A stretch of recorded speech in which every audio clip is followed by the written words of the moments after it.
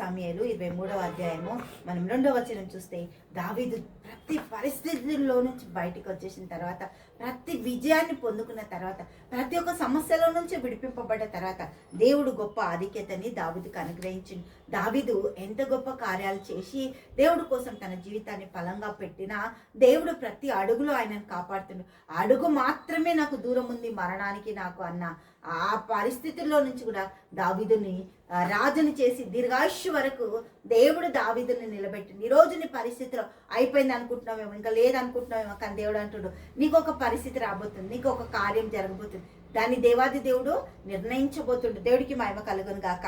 23వ అధ్యాయము 2వ వచనం. యెహోవా ఆత్మ నా ద్వారా పలుకుచున్నాడు, ఆయన వాక్కు నా నోట ఉన్నది. ఇశ్రాయేలు దేవుడు సెలవిచ్చి ఉన్నాడు, ఇశ్రాయేలుకు ఆశ్రయదుర్గమైన అగువాడు నా ద్వారా మాట్లాడుచున్నాడు.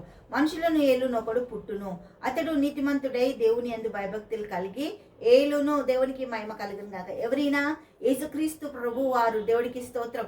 దావీదు ప్రవచిస్తుండు ప్రవచనం ద్వారా, యేసుక్రీస్తు ప్రభు జననం అవుతాడు అని. ఉదయకాలపు సూర్యోదయ కాంతి వలెను, మబ్బు లేకుండా ఉదయించిన సూర్యుని వలెను, వర్షం కురిసిన పిమ్మట నిర్మలమైన కాంతి చేత భూమిలో నుండి పుట్టిన లేత గడ్డి వలెను అతడు ఉండును. దేవునికి స్తోత్రం. యెషయా ప్రవచనాన్ని కూడా తీసుకుంటే లేత గడ్డి వలె కదా, ఎండిన భూమిలో మొలిచిన మొక్క వలె.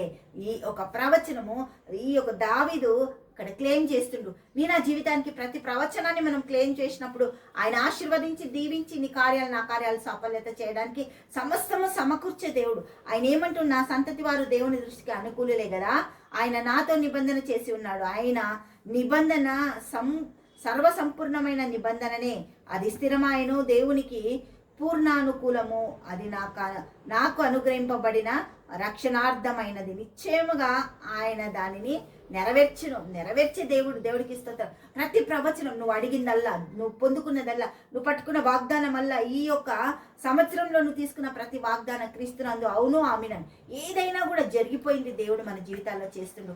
జరిగిపోయిన కార్యాలను బట్టి మనం ఆయన కృతజ్ఞతలు చెల్లించాలి. దేవునికి మహిమ కలుగును గాక. తండ్రి యేసయ్యానికి మన స్తోత్రాలు.